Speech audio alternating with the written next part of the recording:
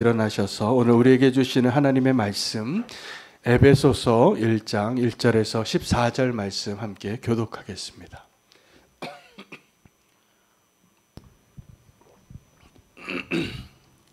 하나님의 뜻으로 말미암아 그리스도 예수의 사도된 바울은 에베소에 있는 성도들과 그리스도 예수 안에 있는 신실한 자들에게 편지하노니 하나님 우리 아버지와 주 예수 그리스도로부터 은혜와 평강이 너에게 있을지어다.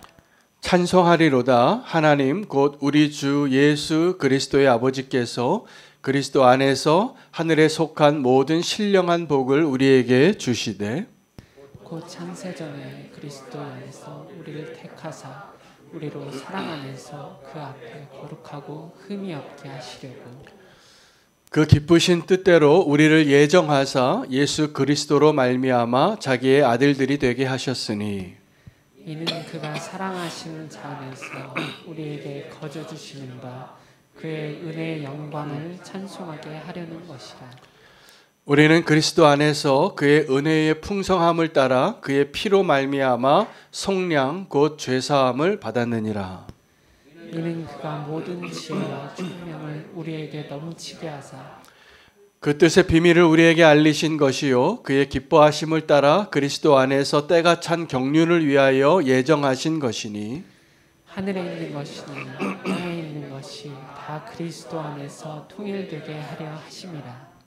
모든 일을 그의 뜻의 결정대로 일하시는 이의 계획을 따라 우리가 예정을 입어 그 안에서 기업이 되었으니 이는 우리가 그리스도 안에서 처음부터 바라던 그의 영광의 찬송이 되게 하려 하심이라. 그 안에서 너희도 진리의 말씀 곧 너희의 구원의 복음을 듣고 그 안에서 또한 믿어 약속의 성령으로 인치심을 받았으니 함께 읽겠습니다. 이는 우리 기업의 보증이 되사 그 얻으신 것을 속량하시고 그의 영광을 찬송하게 하려 하심이라. 아멘. 하나님의 말씀입니다. 자리에 앉으시겠습니다.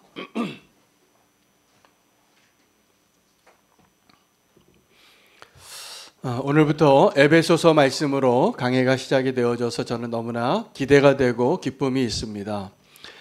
바울의 서신서 가운데 옥중 서신 가운데 이 에베소서와 골로새서는 특별하게 교회가 무엇인가에 대해서 잘 설명해 주는 굉장히 소중한 서신이 되겠습니다. 그래서 에베소서를 우리가 하나님의 말씀으로 받는 이 기간 동안에 하나님께서 우리는 교회를 하나님이 원하시는 그 교회의 모습으로 더 분명하게 세워 가실 것을 기대하면서 말씀을 들어주시면 좋겠습니다. 교회가 무엇인가에 대하여 대답을 하기 위해서 더 먼저 필요한 질문이 있는데 성도가 과연 누구인가입니다. 오늘 그 첫 번째 대답으로 오늘 에베소 1장 1절에서 14절에는 어떤 표현이 가장 많이 나오냐 하면 그리스도 안에라는 영어로는 in Christ입니다. 오늘 이 짧은 본문에 11번이나 나옵니다. 그래서 그리스도 안에라는 이 의미가 무엇인가를 설명하기 위해서 이거 한 번 설명하고 설교하고 넘어가기에는 너무 깊은 의미가 있는 본문이 되겠습니다. 그래서 오늘을 포함해서 3주에 걸쳐서 동일한 본문으로 설교를 3번 하려고 합니다. 그래서 오늘은 그리스도 안에 있는 신령한 복에 대하여, 다음 주는 그리스도 안에 있는 하나님의 경륜에 대하여, 그리고 그 다음 주에는 그리스도 안에 있는 하나님의 구원 역사에 대하여 우리가 함께 말씀을 받도록 하겠습니다. 오늘 우리가 발견해야 될 하나님의 중요한 메시지는 그리스도 안에 있는 신령한 복이 무엇인가입니다. 여러분, 그리스도 안에 있다라는 이 표현은 그냥 말 그대로 받아들이면 어떤 지리적인, 위치적인 의미를 가지고 있습니다.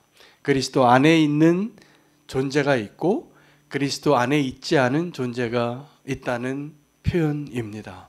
우리는 오늘 이 자리에 있는 저와 여러분은 모두 다 공통점이 있는데 그리스도 안에 있지 아니하였던 자였는데 지금은 하나님의 은혜로 그리스도 안에 있는 자가 되었다는 사실입니다. 근데 우리가 이것이 얼마나 놀라운 은혜인지를 잘 모릅니다. 그래서 그리스도 안에 있다라는 것, 이것은 단순히 지리적인 의미, 위치적인 의미만을 포함하는 것이 아니라 사실은 실상은 더 본질적인 의미는 관계적인 데 있습니다. 우리가 예수 그리스도 안에 있다라는 것은 이제 그리스도와 관계가 있는 자라는 거죠. 예수 그리스도와 함께 우리가 무관하던 자였는데 이제는 그리스도와 관련된 자로, 그리스도와 관계가 있는 자로 있는 사람은 모두 다 그리스도 안에 있습니다. 그것이 하나님께서 그리스도를 통하여 우리와 관계를 맺는 방식입니다. 그리스도 안에. 여러분이 그리스도 안에 있다라는 것이 어떠한 의미인지를 한번 헤아려 보시려면 최초의 인류의 범죄가 이루어졌던 에덴 동산으로 가보시면 그때 그들이 범죄하고 하나님께서 그들을 그 동산에서 쫓아내셨습니다. 그래서 그들이 그 에덴의 동쪽에서 살아가는 동안에 그들에게 하나님의 은혜가 임했을까요? 안 했을까요? 임했습니다. 그들이 비록 에덴에서 쫓겨났을지라도 하나님의 은혜는, 하나님의 그 보편적인 은혜는 그들을 향하여 중단되지 않고 여전히 햇살을 주시고 여전히 호흡하게 하시고 당장 죽어 마땅한 죄를 범했음에도 불구하고 죽지 않게, 그리고 소망의 삶을 이어나가고 하나님의 놀라운 계획 안에 다시 그리스도 안에 그들을 부르십니다. 여러분, 교회는 그리스도 안에 있는 자들의 공동체입니다. 성도는 그리스도 안에 있을 때 성도의 진정한 의미와 가치와 그 은혜를 경험하게 될 것입니다. 근데 우리가 그 그리스도 안에 있지 않는 것이 느껴질 때 어떠한 느낌을 받냐 하면 큰 상처와 거절감을 느끼게 됩니다. 그 에덴에서 쫓겨날 때 그들이 그 상처와 거절감 때문에 하나님의 은혜를 누리지 못하는 자로 한동안 살게 됩니다. 나중에 그 에덴에서 쫓겨난 사람들이 그 예배가 회복되어지는데 적지 않은 시간이 걸립니다. 왜요? 거절감 때문에요. 에덴에서 쫓겨났다는 그 거절감. 여전히 하나님의 은혜 안에 있음에도 불구하고 에덴에서 쫓겨나서 에덴 밖에서 살아가는 그 경험이 나중에 회복이 되어져서야 온전한 예배가 회복이 되어지는 것입니다. 우리도 동일한 그러한 경험을 너무나 많이 경험합니다. 제가 지금 이렇게 예배 설교자로 서게 된 것은 놀라운 하나님의 은혜입니다. 제가 사실은 다 아시겠지만 기도해 주셔서 이 코로나가 확진됐다가 지금 이제 격리 기간 다 지나고 아직도 피로감이 있고 기침이 잔기침이 남아 있습니다. 그러나 오늘 이렇게 함께 예배할 수 있게 된 것을 너무나 큰 은혜라고 생각하는데 제가 한 2년 반을 이 코로나를 비껴갔거든요. 근데 마지막에 이게 마지막일지 모르겠지만 코로나에 이렇게 확진이 됐어요. 확진이 되던 그날 저녁에 제 몸이 이상하더라고요. 그래서 우리 가족들에게 제가 내가 좀 몸이 이상한 것 같다고, 아무래도 확진이 된 것 같다고 그 얘기를 하니까 식탁에 앉아있던 우리 가족이 다 사라지더라고요. 자기 방으로 다 들어가고 마스크를 갑자기 막 찾고 제가 갑자기 격리가 됐습니다. 그래서 스스로 격리하고 이제 그때부터 이제 격리를 하니까 그 다음 날 아니나 다를까 진짜 2줄이 나오고 확진이 됐어요. 확진이 되고 나서 제가 느낀 게 첫 번째 거절감이었습니다. 저를 이렇게 제가 한 이틀을 격리를 했습니다. 나중에 이틀 지나고 나서 하나님의 은혜로 제 아내도 확진이 돼서 제가 방문을 열고 나왔는데 그리고 나서 제 딸은 그 기간에 더 안전한 곳으로 피신을 갔습니다. 피신을 가고 우리 막내는 하나님의 은혜로 잘 격리가 되고 아직까지 확진 안 되고 이렇게 다 터널을 지나간 것 같습니다. 그때 제가 어떤 마음이 느꼈냐 하면 나는 확진이 됐고 확진이 안 됐는데 이제 제가 선이 거지더라고요. 가족인데 너무나 사랑하는데 근데 제 마음에는 너무나 사랑하기 때문에 또 격리를 해야겠다는 그 마음도 동시에 들었습니다. 그리스도 안에 있다라는 그 은혜를 우리가 누리기 위해서 우리가 먼저 무엇을 알아야 하냐면 우리가 그리스도 밖에 있었던 자라는 것을 알아야 합니다. 범죄함으로 우리가 하나님을 대적하고 하나님께 반역하고 범죄함으로 이제 그리스도 안에 들어올 수 없는 자였는데 하나님의 은혜로 지금은 무엇이 분명한 것이냐 하면 그리스도 안에 있는 자가 되었다는 것입니다. 이 에베소 교회를 향한 편지 가운데 11번의 in Christ, 그리스도 안에 라는 이 표현이 나오는데 첫 번째, 두 번째 표현이 이것입니다. 그리스도 안에서 신실한 성도들에게 그리스도 안에 있는 신령한 복을 한없이 주시는 하나님의 이름을 찬양하노라. 여러분, 그리스도 안에 있다라는 것 자체가 놀라운 하나님의 신령한 축복입니다.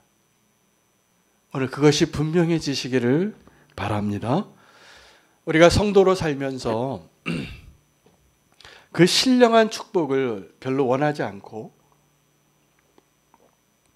이 하늘에 속한 신령한 복에 반대되어지는 것이 이 세상에서 우리가 누리는 복이 있습니다. 그것도 복이에요. 또 하나님이 주시는 복입니다. 이 땅에서 우리가 원하는 것들이 있죠. 잘 먹고 잘 살고 부유하고 건강하고 성공하고 우리는 이것을 성공이라고 이것을 행복이라고 믿고 성도임에도 불구하고 신령한 복을 구하기보다는 이 땅에서 우리가 잠깐 소유하고 사라지는 것들, 영원히 가져갈 수도 없는 것들, 지킬 수도 없는 것들을 그것을 너무나 사모하고 사는 거예요. 성도로 살아갈 때 우리가 그 하나님의 신령한 복을 깨닫고 누리고 소유하고 살아가는 것보다 이 땅에 있는 잠깐 있는 그 세상의 복을, 물론 그것도 하나님의 복이지만 그것만을 위해서 살아가는 성도처럼 비참한 게 없습니다. 요즘 제가 새벽기도 본문으로 창세기를 묵상하면서 많은 은혜를 제가 먼저 누리고 있습니다. 새벽 예배가 아직도 회복이 되지 않아서 월요일부터 할 겁니다. 말씀을 컬럼으로만 전해서 제 마음에 좀 답답함이 있어요. 이 은혜를 다 나누지 못해서. 여러분, 그 창세기 본문 가운데 아브라함과 롯이 애굽에 갔다가 부자가 돼서 이제 그 땅에서 함께 거할 수 없게 되었을 때 이제 선택을 하게 되는데 아브라함의 선택과 롯의 선택에서 우리가 많은 교훈을 얻습니다. 롯은 이 세상의 복을 따라갔던 그리스도인의 모습이고 아브라함은 보이지 않는 하나님의 축복을 붙잡기로 선택한 정말 아름다운 그리스도인의 모습으로 너무나 대비가 되어지는 것이죠. 그런데 이 아브라함과 롯이 그 어떠한 믿음의 선택을 해야 하는가를 선택해야 하는 그 자리에 왜 들어섰는지를 먼저 아셔야 됩니다. 아브라함과 롯이 왜 갈라서게 됐을까요? 하나님이 주신 이 세상의 복이 너무 많아서요. 그들은 원래 같이 잘 살 수 있었던 가족이었어요. 아들 같은 조카. 나중에 보시면 알겠지만 이 롯이 아브라함과 같이 갔어야지 진짜 축복이에요. 아브라함의 아들같이 같이 있었어야지 정말 하나님의 은혜를 흔들림 없이 누렸을 거예요. 그런데 하나님이 그들에게 이 세상의 복을 넘치게 주니까 그들이 이제 같이 있을 수가 없었어요. 싸우는 거예요. 땅이 좁아요. 그래서 이제 헤어지자는 그 자리에 나아갈 때 롯이 바라본 곳이 있습니다. 그 소돔 땅을 바라보면서 에덴의 동산, 하나님 동산 같고 자기네들이 방금 지나왔던 애굽과 같은 땅. 이 땅에는 기근이 있지만 그 땅에는 기근이 없는 풍요의 땅. 그 애굽과 같은 그 땅을 선택하죠. 그런데 그 롯이 보지 못했던 것이 있어요. 분명히 봐야 했을 텐데, 그것을 알았다면 그 땅을 선택하지 않았을 텐데, 소돔 사람이 얼마나 악한가를 보지 못해요. 그래서 롯이 이 땅의 축복을 따라 젖과 꿀이 흐르는 그 땅같이 보이는 그곳, 하나님의 동산 같고 애굽의 풍요로움을 가지고 있었던 평안하게 살고 있는 그 땅, 그것을 선택해서 갑니다. 다 아는 것처럼 불행해져요. 목숨이 위태로워지고.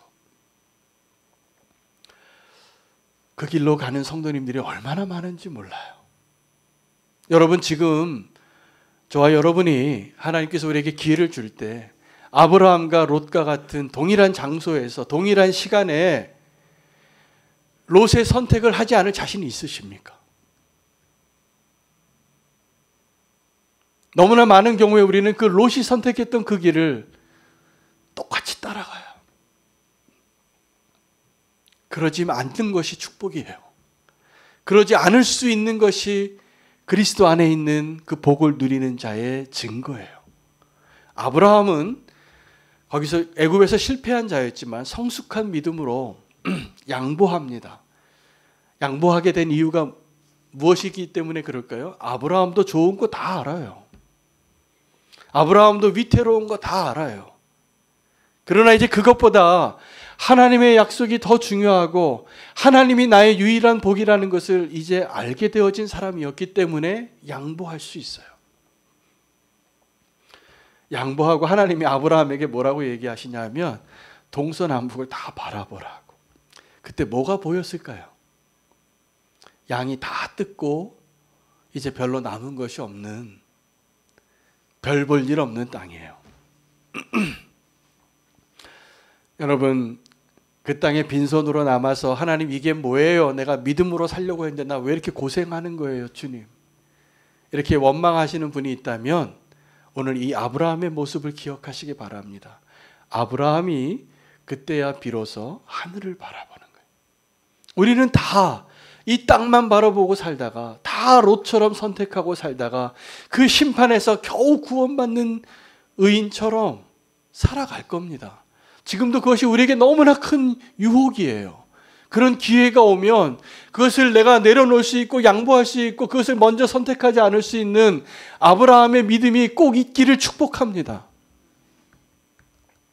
바보 같죠?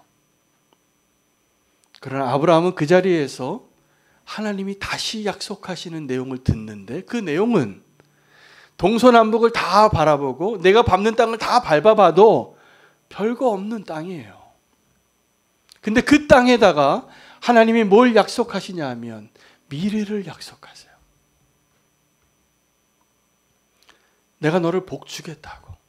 이 땅을 축복의 땅으로 만들어 주겠다고. 여러분, 부르심의 자리는 바로 그런 자리예요. 내가 양보하고 동서남북을 다 바라봤는데 별 볼 일 없는 것 같은 곳. 근데 그곳에 하나님이 약속하시면 하나님이 그 아브라함에게 네가 이 땅의 흙먼지를 다 헤아릴 수 있겠느냐? 내가 너를 그렇게 복 주겠노라 하고. 그 축복을 가지고 살아가는 꼭 아브라함 되시기를 축복합니다.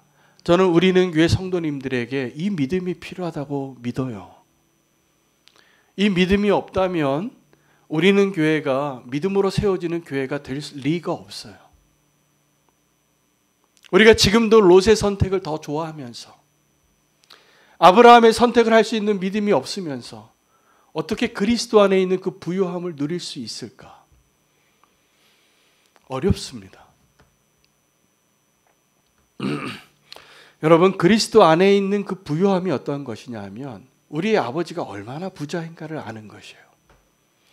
요즘 청년들이 절망하는 이유가 있습니다.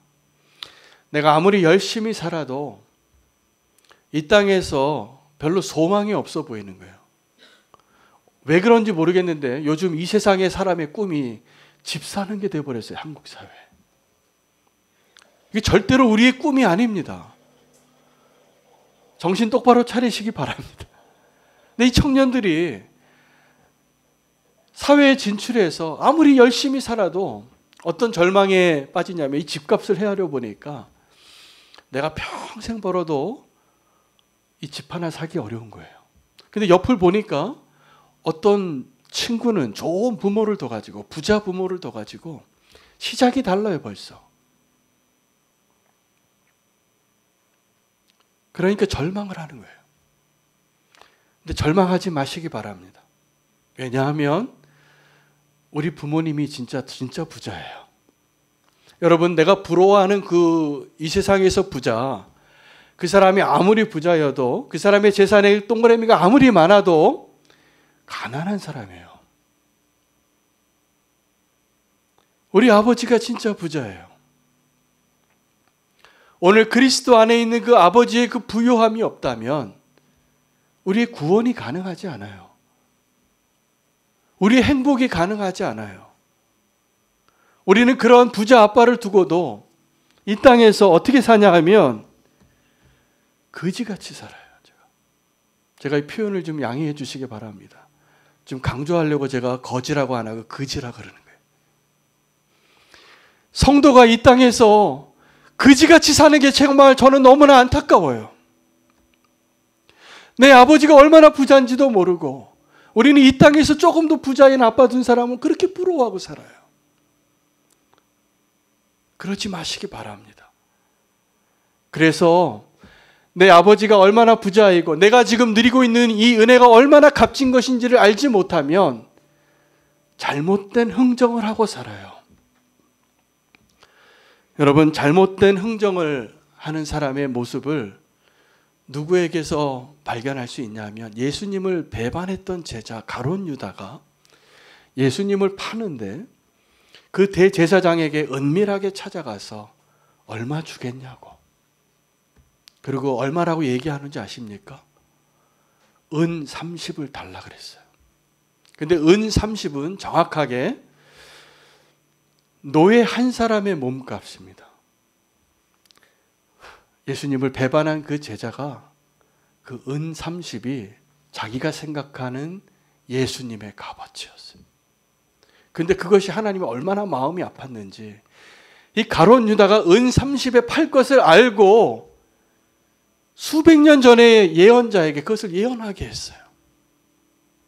은 30에 팔릴 거라. 제가 선교사가 되고 나서 별로 넉넉하게 못 살았습니다. 제가 그전에는 제가 부족함 없이 자랐는데 선교사가 되고 나서 다 정산하고 제가 섬겼던 단체가 그 심플 라이프를 강조하는 단체였어요. 이제 그게 좋았어요.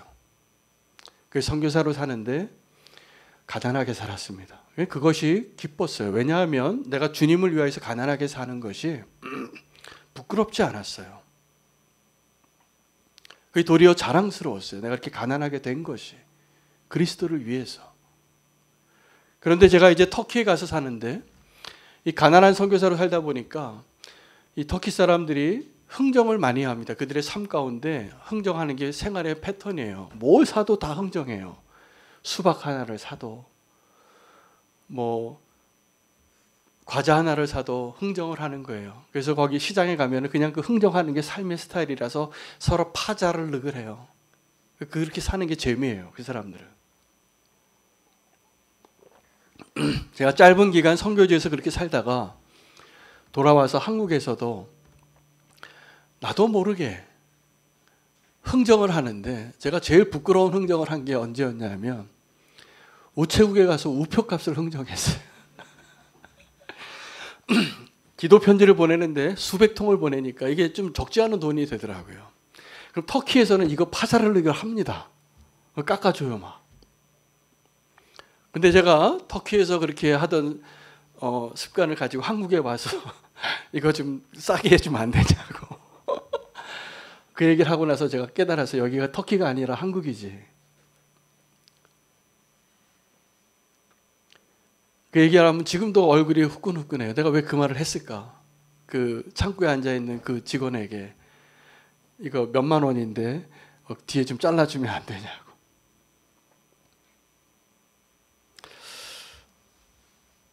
여러분, 우리가 하나님의 은혜를 경험하지 않고 하나님의 사람인 것처럼 살면 그지같이 삽니다. 저는 사실 목회를 하면서 성도님들 가운데 그 하나님의 부요함을 누리지 못하고 이 세상의 것들 부러워하고 롯처럼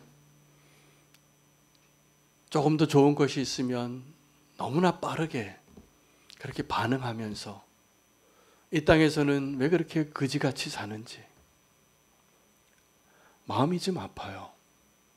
제가 오늘 일부 설교 이거를 했더니 동일한 내용을 설교했는데 우리 딸들이 카톡에 회답이 왔습니다. 아빠, 내가 이제 그지같이 안 살게요. 우리 답변을 줘서 내가 너무나 감사해요. 제가 뭘 전하고 싶은지 분명히 전해졌기 때문에요. 여러분, 제가 아브라함과 롯의 이야기를 했는데 창세기에는 이 하나님의 신령한 복에 대해서 또 대비되어진 두 사람이 소개하는데 야곱과 에서예요. 에서는 잘 아시는 것처럼 장자의 축복을 받은 자인데 그 붉은 죽, 단팥죽 한 그릇에 너무 배가 고프니까 그 배고픔을 달래기 위하여 그 영적인 축복을 아무것도 아닌 것처럼 바꿨습니다. 누구의 잘못인가를 따지면 성경은 분명하게 그 에서가 망령되게 하나님의 축복의 자리를 알지 못하고 바꿨기 때문에 그를 책망합니다. 그런데 야곱은 어떻습니까? 야곱은 수단과 방법을 가리지 않고 하나님의 복을 소망하며 그 인생을 살았는데 그의 삶이 고단했어요. 왜요? 신령한 복을 구한 게 아니라 이 땅에서의 복을 구했던 자이기 때문에 그렇습니다. 지금도 우리가 성도로 살면서 에서와 같이 망령된 자는 아니지만 야곱처럼 살아요. 롯처럼 살아요. 이러한 사람들을 죄송하지만 제가 어떻게 표현하고 있냐면 오늘 이 설교에서 그지같이 사는 그리스도인이에요. 여러분, 사실은 세상이 우리를 부러워합니다. 우리의 아버지가 얼마나 부자냐 하면 나 같은 자도 구원해 주실 수 있는 부자 아빠예요. 근데 나 같은 자라는 그 의미가 어떠한 의미냐 하면 여러분, 그 은혜의 값어치를 깨닫기 위하여 우리가 두 가지 가치를, 두 가지 가격표를 알아야 되는데 나를 구원하기 위하여 하나님께서 내어주신 그 예수 그리스도의 가치가 얼마나 놀라운지, 그 가격표가 얼마나 놀라운지 몰라요. 그래서 우리는 지금도 그 예수 그리스도의 그 가격표에 은 30 쓰고 바꾸는 거지같이 사는 거예요. 한 사람도 그 가격표를 은 30으로 쓰는, 그러니까 배반하죠. 그래도 그 사람을 제자라고 함께 부르시고 함께 하셨던 그 하나님의 사랑을 우리는 알아야 합니다. 여러분, 내 죄값을 치르려면 그 보석금을 내야 한다면 얼마를 지불해야 되는지 아십니까? 그 값을 모르니까 우리가 지금도 거지같이 삽니다. 여러분, 우리가 그리스도 밖에 있었던 자였는데 지금은 놀랍게 그리스도 안에 있는 신실한 자로, 그리스도 안에 있는 그 신령한 복을 누리는 자로 부르셨다는 것이 오늘 이 예배의 자리에서 분명해지시기를 축복합니다. 로마서 5장 6절에서 10절에는 바울이 그 로마에 사는 그리스도인들에게 소망의 의미를 가르쳐 주려고 이 환난은 인내를, 인내는 연단을, 연단은 소망을 가능하게 하는데 내가 이 소망을 부끄러워하지 아니한다고. 그가 그 환난과 인내와 연단을 통하여서 얻어진 그 소망이 무엇이냐 하면 그리스도 안에 있는 이 신령한 축복이었어요. 그가 뭐라고 설명합니까? 바울이 로마 교회 성도들에게 뭐라고 설명하냐면 우리가 아직 연약할 때에 그리스도께서 우리를 위하여 죽으시고 우리가 아직 죄인 되었을 때 하나님께서 자기의 사랑을 확증하셨다고. 우리가 아직 원수 되었을 때 그리스도로 인하여 우리가 하나님과 화평한 자가 되었노라고. 이게 우리의 소망이에요. 우리가 그리스도 안에 있게 되어진 것은 언제 그 일을 어떠한 일로 가능하게 되어진 것이냐 하면 우리가 아직 연약할 때 우리를 위해서 죽으시고 우리가 아직 죄인 되었을 때 우리에게 그 하나님의 사랑을 그리스도를 십자가에 내어주심으로 확증하시고 우리가 아직 원수 되었을 때 예수 그리스도께서 십자가에 달리심으로 말미암아 이제 우리가 하나님과 화평한 자가 되었다는 거예요. 이게 그리스도 안에 있다는 의미예요. 그냥 되어진 게 아니라는 것이죠.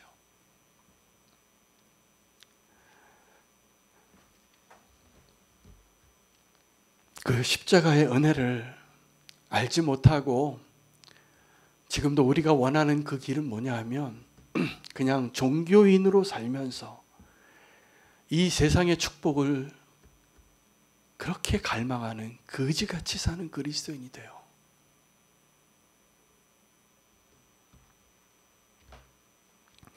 하나님으로부터 숨을 수 있는 가장 확실한 길이 뭐냐 하면 이 십자가를 부끄러워하고 세상을 부러워하고 사는 거예요.